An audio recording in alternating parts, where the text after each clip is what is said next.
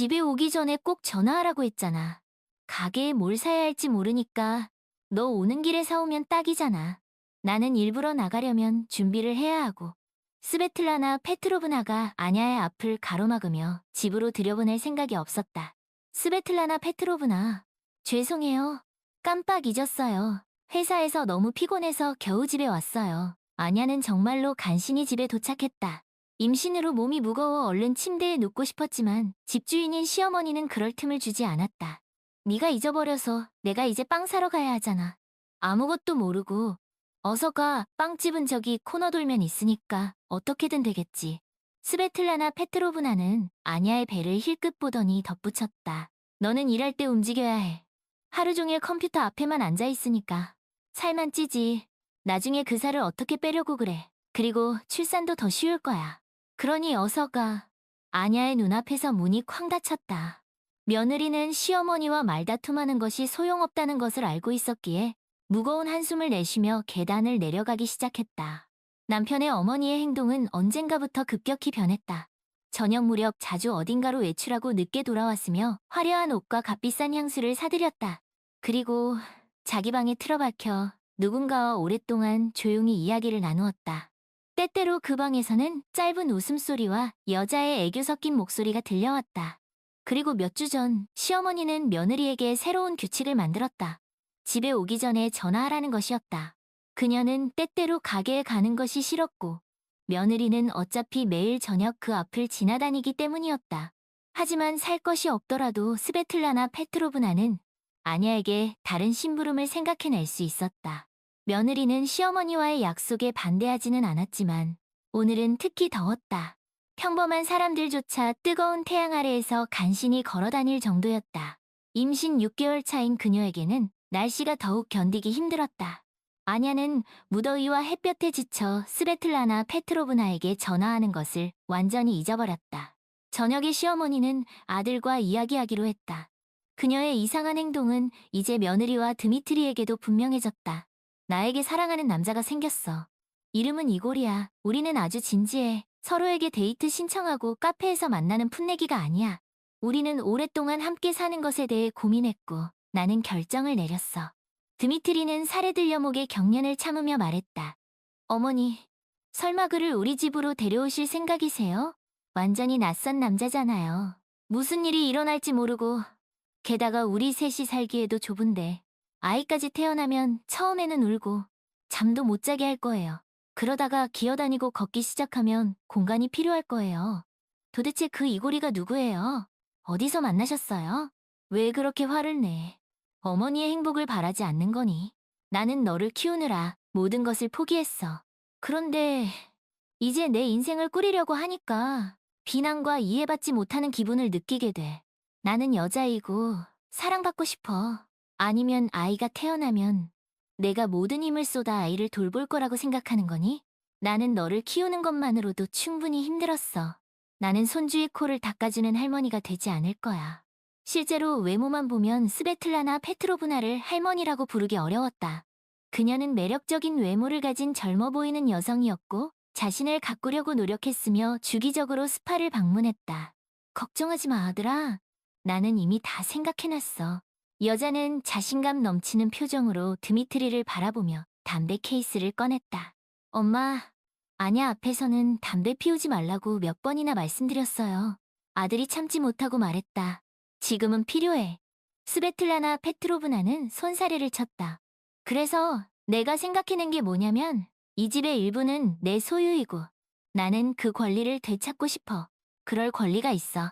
시어머니는 손짓으로 아냐에게 잿더리를 가져오라고 했다.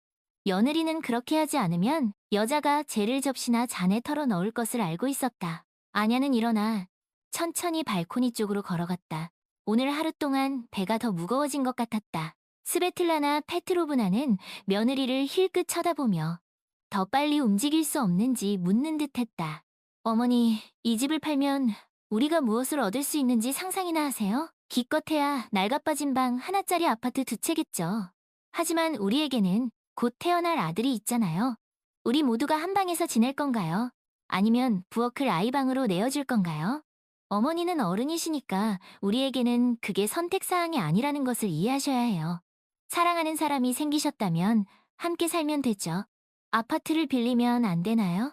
그분도 어딘가에서 일하고 계실 테고 집이 있거나 아파트를 빌리거나 아니면 자기 집이 있을 거예요. 어디서 일하는지는 네가 알바 아니야. 가난하지는 않아. 작은 아파트가 하나 있지만 너무 작아서 마음에 들지 않아. 게다가 집 앞에 나무가 있어서 항상 어두워. 너도 알다시피 나는 넓은 공간을 좋아하고 창문이 밝은 쪽을 향해야 해. 나는 이 고리와 다른 아파트에서 살고 싶어. 그리고 집을 파는 것에 대해서는 말도 안 하고 완전히 다른 방법을 제안하는 아냐는 대화에 끼어들지 않았다. 시어머니는 처음부터 그녀를 무시했고 며느리의 의견에는 관심이 없었. 그녀는 아냐에게 필요한 것이 있을 때만 관심을 기울였. 그래서 어떤 방법을 생각해 내셨는데요? 아들이 물었. 나와 이고리는 넓은 집이 필요해. 그의 아파트를 팔아서 나온 금액에 내 몫을 더하면 돼. 네가 내 몫을 사면 이 집은 완전히 내 것이 되는 거. 그러니까 우리 세 식구가 사는 이 집의 시장 가치의 절반을 원하시는 거예요? 드미트리의 눈썹이 치켜 올라갔. 그렇게 많은 돈을 어디서 구해요? 우리에게는 너무 큰 돈이에요. 아냐가 갑자기 참지 못하고 말했. 스베틀라나 페트로브나는 마치 부엌에서 그녀를 보게 될 줄 몰랐다는 듯이 며느리를 쳐다보았. 그녀의 표정은 마치 왜 우리 대화를 엿듣는 거니? 너와는 상관없는 일이야. 우리는 아들과 이야기하고 있어. 라고 말하는 것 같아. 여자는 끊임없이 아냐를 무시하고 그녀가 자신에게 아무것도 아니라는 것을 보여주려고 했. 시어머니는 처음부터 드미트리에게 아냐와의 결혼을 반대한다고 말했지만 아들은 그때 어머니의 의견에 주의를 기울이지 않았. 스베틀라나 페트로브나는 아들을 바라보며 마치 협상 중인 비즈니스 파트너처럼 말했다. 너는 차를 사려고 모아둔 돈이 있어. 내 계산으로는 몇 년 동안 꽤 큰 금액이 모였을 거야. 거기서 꺼냈어. 거기에 대출을 받으면 내 몫을 사기에 충분할. 시어머니는 마치 차를 사려고 돈을 모은 사람이 아들뿐인 것처럼, 그리고 그 돈의 운명을 결정해야 하는 사람이 아들뿐인 것처럼 말했. 그리고 며느리는 마치 이 일과 아무런 관련이 없는 것처럼 굴었. 어머니, 정신이 있으세요? 절대 안 돼요. 저는 아냐와 저의 저축금을 쓸 생각이 없어요. 아들은 분노하여 주먹으로 탁자를 내리쳤. 평소에는 어머니에게 이해심 많고 유순했지만 지금 그녀는 그의 인내심의 한계를 넘어서고 있었. 아냐는 놀란 눈으로 남편을 바라보았다. 그가 어머니에게 반대할 줄은 상상도 못했. 우리는 이 돈을 모으느라 너무 힘들었어요. 어머니도 아시다시피 우리는 휴가를 제대로 가지 못하고 바닷가가 아닌 집에서 시간을 보냈. 옷과 신발도 거의 사지 않고 비싼 음식은 말할 것도 없어요. 그런데 이제 어머니는 우리 돈을 어머니의 연애 상대인 어떤 사기꾼에게 주라고 하시는 거예요. 제정신이세요? 어떻게 그런 제안을 하실 수 있어? 드미트리, 어머니에게 말 조심해. 너를 키우느라 내가 얼마나 많은 것을 포기했는지 이전. 그리고 다시 한번 말하지만 이고리는 사기꾼이 아니야. 그는 스스로 생계를 꾸리고 있고 나에게 아무것도 요구하지 않아. 더 편안한 집으로 이사하는 것은 내야.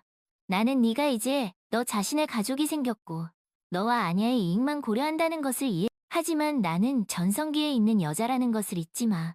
나는 이 집에서 내 몫을 받고 나를 사랑하는 사람과 가정을 꾸리고 싶. 나는 외로움에 지쳤고 더 이상 너희와 한 공간에서 사는 것도 지겨워.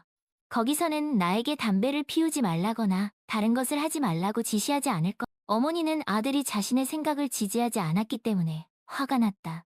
그녀는 의자에서 일어나 담배를 끄고 재빨리 방으로 들어갔. 드미트리와 아냐는 당황하여 서로를 바라보았.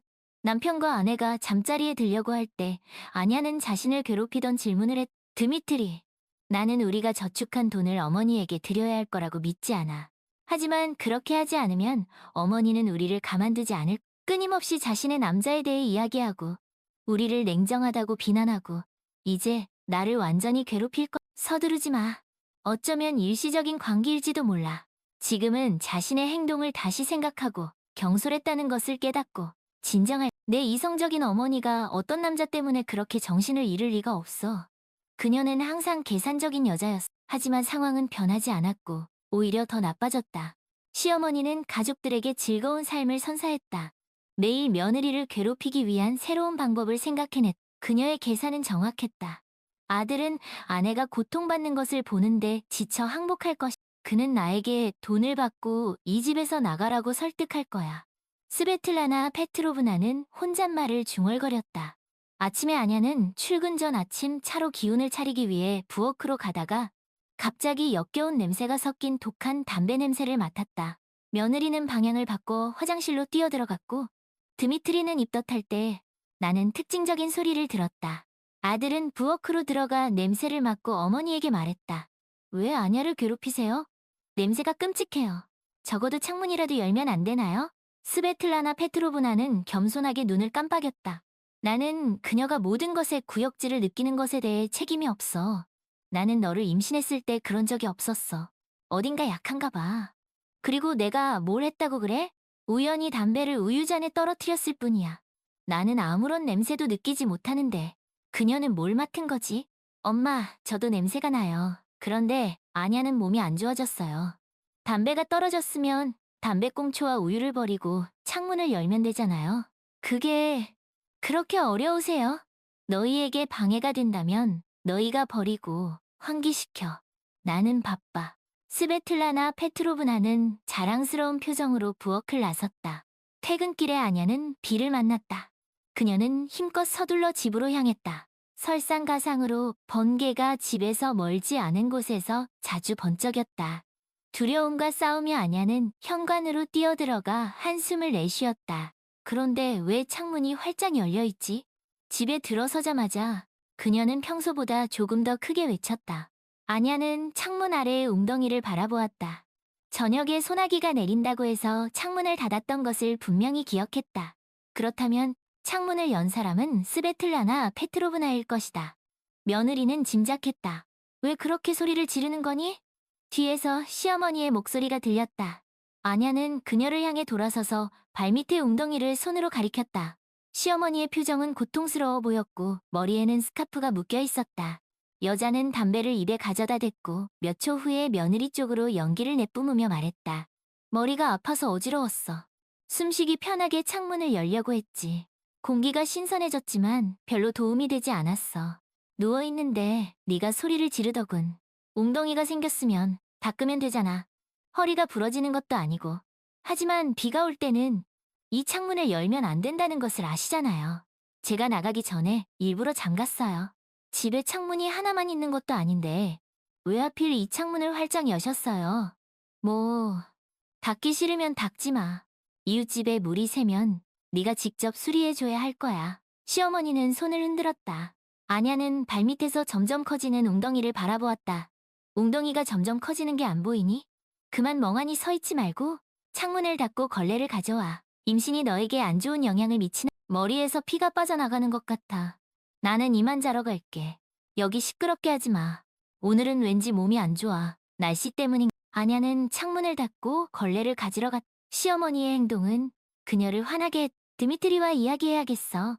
더 이상 이렇게 계속될 수는 없. 어머니는 이런 행동으로 우리를 이 집에서 쫓아낼 거야. 며느리는 바닥에 엎드려 걸레질을 하며 생각했. 남편이 집에 돌아오자 아내는 시어머니의 행동에 대해 이야기했. 나는 더 이상 어머니의 행동을 참을 수 없어. 나를 무시하는 것도 모자라. 이제는 대놓고 나쁜 짓을 하자. 만약 우리가 아래층 이웃집에 물을 샜다면 어머니는 전혀 신경 쓰지 않았을 거야.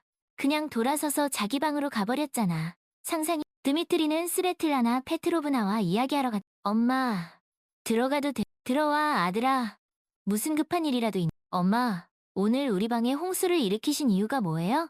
아냐는 지금 신경이 곤두서 있어. 그런 시기에 가뜩이나 힘든데 엄마는 또 이상한 짓을 하셨네. 내가 왜 갑자기 이상한 짓을 해? 나는 내가 원하는 대로 살고 있어. 여기도 내 집이야. 잊었니? 그리고 내 아냐는 너무 예민하고 불안정. 바닥에 웅덩이가 생겼다고 화를 내다니. 내가 더워서 머리가 아팠다면 숨이 막혀야 했. 아니, 그럼 다른 창문을 열면 되잖아요. 엄마 방에 있는 거야. 나는 바람이 너희 쪽에서 불었기 때문에 잘못이 없어. 그렇게 하면 집을 더 빨리 환기시킬 수 있을 거라고 생각했지. 내 방으로 갔는데 아냐가 소리를 지르는 게 들렸어. 그래서 다가가서 이야기를 나눴지. 내가 그 웅덩이를 닦아야. 나도 머리가 아팠고 서 있기도 힘들었는데 바닥을 기어다니기는 더 힘들었어. 그러니까 내가 일부러 그랬다고 뒤집어 씌우지 마. 그렇게 된 거. 엄마, 이고리와 그렇게 살고 싶으시면 함께 사세요. 제가 방을 구하는데 돈을 보태드릴게. 방을 구하라고. 내가 몇 살인지 잊었니? 내가 남의 집을 전전하기 위해 이 나이까지 살았다고 생각하. 나는 내 집을 원하지. 임대하는 집을 원하는 게 아니야. 내가 이 집을 사서 내 마음대로 살 수 있는데 왜 매달 누군가에게 돈을 내야 이 집에서 내 몫을 떼어줘. 그러면 나는 떠날게. 스베틀라나 페트로브나는 소리를 질렀. 엄마, 이고리에게 그렇게 푹 빠지셨어요? 그 사람이 자신이 말하는 그런 사람이라고 어떻게 확신하세요? 요즘 여자들을 속이는 사기꾼들이 많아. 이게 다 연극이라고 생각해 본 적 없으세요? 뭐, 그 사람은 돈을 받고 그냥 사라질 거예요. 그러면 이 집도 저 집도 다시는 볼 수 없을 거. 잠깐, 이고리는 몇 살이에요? 엄마보다 많이 어려요? 드미트리는 의심스러운 눈빛으로 어머니를 쏘아보아. 네가 알바 아니야? 그런 질문은 나를 모욕하고 상처를 줘. 내 방에서 나가. 아직 내 방일 때 말이야. 스베틀라나 페트로브나의 눈에 눈물이 고였. 더 이상 대화를 계속할 의미가 없었. 그날 저녁 이후로 모든 것이 더 나빠졌다. 어머니는 며느리와 아들을 괴롭히기 위한 새로운 방법을 생각해냈. 엄마, 오늘 아기 침대가 배달될 거예요. 배달을 받아주세요. 정확한 시간을 알려주면 제가 전화드릴게요. 어느 날 아침 드미트리가 부탁했. 알았다, 아들아. 너희 아기 침대를 받아줄게. 너희는 나에게 관심도 없겠지. 이 말에서 이미 남자는 경계심을 느꼈어야 했다. 아기 침대가 배달되었을 때 스베틀라나 페트로브나는 문을 열어주지 않았다. 그녀는 드미트리의 끈질긴 전화에 응답하지 않았고 인터폰을 꺼버렸. 저녁에 아들과 며느리는 어머니의 행동에 대해 아무 말도 하지 않았다. 그들은 이제 그녀를 전혀 신뢰할 수 없다는 것을 깨달았. 가족들은 여자의 매일의 깜짝 선물들을 계속 참았고 곧 그녀는 올인할 때가 되었다는 것을 깨달았. 들어와, 이고리. 여기서 나는 아들과 며느리와 함께 살고 있어. 집처럼 편안하게 있어도 돼. 전혀 어려워할 필요 없. 드미트리는 어머니의 애인을 보고 충격을 받았다. 그는 자신과 동갑이었고 잘 가꾸고 젊어 보였다. 옷은 분명 비싸지 않았지만 센스 있게 차려입었. 드미트리와 아냐는 자정이 훨씬 넘어서야 잠들 수 있었다. 그 시간 내내 어머니의 방에서는 웃음소리와 음악소리가 들려왔. 스베틀라나 페트로브나와 이고리는 그 방에서 담배를 피웠. 며느리는 일어나는 일을 간신히 견디고 있었다. 그녀는 곧 아기가 태어날 텐데 집안이 엉망진창이라는 것이 걱정되었. 어느 날 그녀는 직접 남편과 이야기를 시작했. 이제 결정을 내려야 해. 어머니에게 돈을 드려야 해. 이건 멈추지 않을. 너도 알다시피 어머니는 계속 우리를 괴롭힐 거고 아들이 태어나면 어머니의 행동을 무시할 수 없을 거. 그래, 여보. 그렇게 해야 할 것 같아. 우리가 아무리 빨리 차를 사고 싶어도 집안의 평화가 훨씬 더 중요. 게다가 빚을 져야겠지만 어쩔 수 없지. 그들이 함께 살게 하고 우리에게서 멀리 떨어져 살게. 며칠 후 아냐는 아들을 낳았다. 그때쯤 시어머니는 이미 집에서 나가. 그녀는 아이들에게서 도망쳐서 너무 행복했기 때문에 손자를 보러 오지도 않았지만 아기의 부모도 그녀를 많이 그리워하지 않아. 마침내 그들은 가족의 행복을 즐길 수 있었. 할머니는 세례식에도 오지 않았고 이것은 이미 드미트리를 걱정스럽게 하기 시작했. 마침내 어머니가 아들에게 전화를 걸었을 때 그는 그녀가 어디로 사라졌는지 어떻게 지내는지 알아보려고 했. 대답은 무뚝뚝한 괜찮아요. 말씀해보세요, 엄마. 집은 사셨어요? 이 질문이 남자를 가장 불안하게 했. 아직 여기저기 돌아다니면서 알아보고 있어. 곧 결정하고 거래할. 가끔 전화라도 하세요. 우리가 걱정하잖아. 나는 어린애가 아니야. 나를 걱정할 필요 없어. 나에게 무슨 일이 생기겠어. 뭐 엄마 손에 적지 않은 돈이 있고 엄마의 이고리를 우리는 잘 모르잖아. 스베틀라나 페트로브나는 대화를 계속하지 않고 아들에게 작별 인사를 했. 밤에 아냐는 복도에서 나는 이상한 소리에 잠에서 깼다. 막심카가 불안한 아기였기 때문에 그녀는 재빨리 반응했. 설마 아기 침대에서 나는 소리일까? 잠에 취한 머리는 무슨 일이 일어나고 있는지 이해하려고 했었. 갑자기 아냐는 누군가가 그들의 아파트 문을 열려고 한다는 것을 깨달았다. 그녀는 남편을 흔들어 깨우기 시작했. 드미트리. 우리 문을 부수고 있어. 도둑이야. 겁에 질린 아내가 제잘걸. 남자는 재빨리 일어나 침실을 돌아다녔다. 그는 세라믹 다리가 좋은 무기였던 탁상 램프를 잡고 현관문으로 달려갔다. 문을 열자 그는 어리둥절해하며 멈춰섰다. 엄마, 어떻게 여기에 오셨어요? 무슨 일이세요? 왜 한밤중에? 아들이 질문을 하기 시작했다. 아파트로 들어온 사람이 도둑이 아니라 단지 시어머니라는 것을 듣고 아냐는 복도로 빠져나왔다. 오, 문 앞에서부터 질문을 쏟아붓는구나. 너희는 왜 그런 표정을 짓고 있는 거니? 내가 돌아올 줄 몰랐니? 오고 싶어서 왔어. 밤이든 아니든 그게 무슨 상관이야. 나는 내 집에 온 거야. 드미트리와 아냐는 여자의 발밑에 있는 여행 가방을 발견했다. 그녀는 그것을 아기 방 쪽으로 밀기 시작했다. 문 앞에 무슨 위원회가 모인 거야? 대통령을 영접하는 것처럼. 시어머니는 계속 투덜거렸다. 아니, 거기는 안 돼요. 막심카가 자고 있어요. 그를 깨우면 나중에 다시 재우기 어려울 거예요. 며느리는 스베틀라나 페트로브나를 막으려고 했다. 아주 흥미롭군. 그런데 왜 그가 거기서 자고 있지? 이제 겨우 3개월인데 그 나이에는 부모와 함께 자야지. 절대로 별도의 방에서 자면 안 돼. 무슨 일이라도 생기면 너는 듣지 못할 거야. 시어머니는 며느리를 꾸짖는 듯이 바라보았다. 아냐는 스베틀라나 페트로브나의 비난에 입술을 오므렸다. 비록 그들의 가족은 이제 시어머니와 따로 살았지만 남편의 어머니에게 반항하지 않는 습관은 남아있었다. 하지만 너는 어머니로서 아직 내가 아는 것을 많이 모르고 있어. 경험이 전혀 없잖아. 나는 어떤 아들을 키웠는데 시어머니는 계속해서 며느리를 괴롭혔다.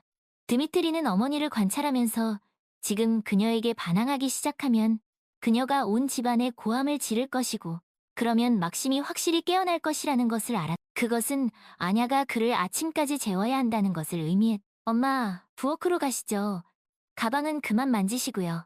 여기에 잠시 놔두세요. 여자는 고개를 끄덕이고 자랑스러운 표정으로 부엌 쪽으로 향했다. 자, 왜 한밤중에 우리에게 왔는지 말해봐. 왜 이고리와 함께 집에 있지 않으세요? 마다하지 않을게. 여자가 고개를 끄덕였다. 그래서 무슨 일이 있었어요, 엄마? 내 질문을 이해하지 못하겠어.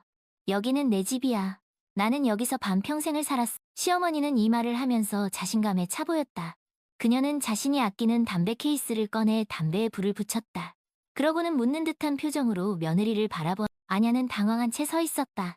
내가 계속 재떨이를 기다려야 하니? 아니면 바닥에 재를 털어야 하니? 스베틀라나 페트로브나, 우리 집에서는 담배를 피우지 않아요. 담배를 꺼주세요. 아냐가 갑자기 단호하고 큰 목소리로 말했. 우리 집에서는 담배를 피워. 시어머니는 또박또박 말하며 담배를 한 모금 빨아들였다. 그리고 너는 계속 기둥처럼 서 있을 것. 엄마, 잊으셨다면 제가 다시 말씀드릴게요.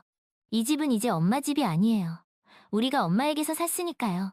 아니면 3개월 동안 잊으셨어. 법적으로 이 집은 제 소유예요.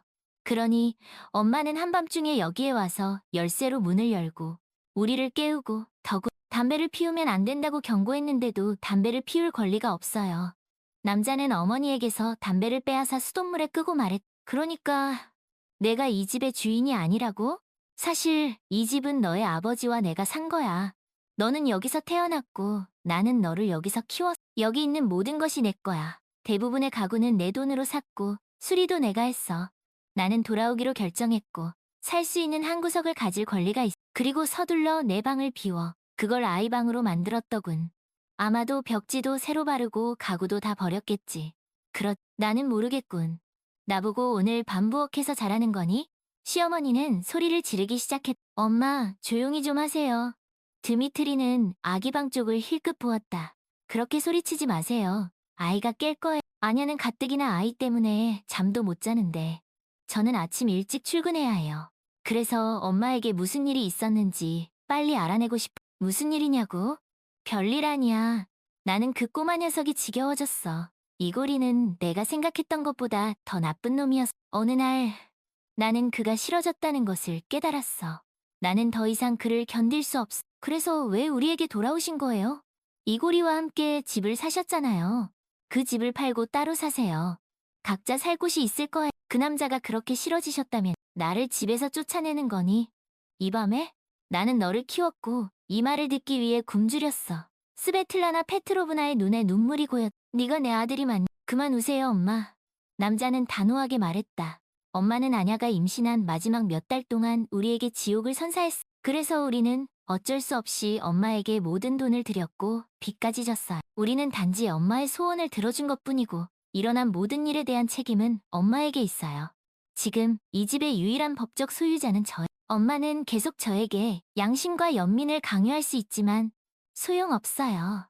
저는 언제든지 엄마를 짐과 함께 여기서 내쫓을 권리가 있어. 저는 엄마를 사랑하고 존경하기 때문에 한밤중에 온 곳으로 돌아가라고 강요하지는 않겠어. 하지만 저는 엄마가 아냐를 어떻게 무시했는지 기억하기 때문에 우리가 함께 사는 것을 허락할 수 없어. 시어머니는 담배 케이스에서 꺼낸 담배를 바라보며 말없이 있었다.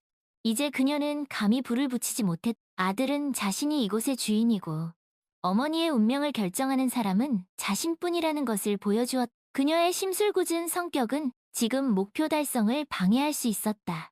어머니는 여전히 드미트리가 자신을 다시 받아주기를 바랐. 제가 엄마 아들이라는 사실에도 불구하고 저는 엄마를 문 밖으로 내쫓고 스스로 문제를 해결하라고 할 권리가 있어. 시어머니의 머릿속에 며느리를 괴롭히던 기억들이 스쳐 지나갔. 퇴근 후에도 가게에 들러 심부름을 하게 했던 일, 그리고 그 불행한 창문, 그리고 웅덩이에 대한 그녀의 변, 그리고 갑자기 여자의 마음속에서 불쌍한 아냐에 대한 양심이 깨어났. 며느리는 드미트리를 유심히 바라보았다. 그녀는 그가 결정을 내리기 힘들어한다는 것을 알았. 한편으로는 그녀 자신도 그렇게 잔인하게 사기꾼에게 속은 시어머니가 불쌍했지만 다른 한편으로는 스베틀라나 페트로브나와 다시 다투고 싶지 않았. 이 여자의 귀환은 아냐 자신에게 노예 생활을 의미했. 자, 엄마, 오늘은 여기서 주무세요. 드미트리는 부엌에 있는 소파를 가리켰다. 그리고 내일은 임대할 수 있는 기숙사방을 찾아볼게요. 엄마는 연금으로 생활하기에 충분하다고 하셨으니 적은 임대료도 감당하실 수 있을 거예요. 첫 달 반값은 제가 도와드릴. 그리고 그 다음은 엄마가 알아서 하세요. 마침 신용 대출금을 갚을 시간도 있으실 거예요. 또 다른 방법은 양로원이 반값을 내는 것이 정말 힘들다면 선택은 엄마에게 달렸어요. 몇 달 전에 엄마는 과감한 변화를 결심하셨고 그 결과가 이렇게 된 거예요. 떠나셨으면 떠나신 거예요. 스베틀라나 페트로브나는 의자에서 벌떡 일어났다. 그녀는 분노로 몸을 떨었고 여행 가방을 움켜쥐고 문을 쾅 닫으며 집에서 여자는 아들과 며느리를 저주했다. 그녀는 모든 것을 되돌릴 수 있을 거라고 기대했고 이런 결과는 그녀를 평정심에서 벗어나게 했. 드미트리는 탁자에 앉아 얼굴을 손바닥에 파묻었다. 그의 눈에서 눈물이 흘러내렸. 아냐는 조심스럽게 남편의 어깨를 감싸 안고 아무 말도 하지 않았다. 두 사람 모두 어머니가 스스로 자신의 삶을 망쳤다는 것을 알고 있었. 아무도 그녀에게 사기꾼에게 돈을 주라고 강요하지 않았. 이야기를 끝까지 들어주셔서 감사합니다. 채널을 응원해주시면 감사하겠습니다. 큰 수고가 아니지만 저에게는 매우 중요한 새로운 만남을 기대합니다.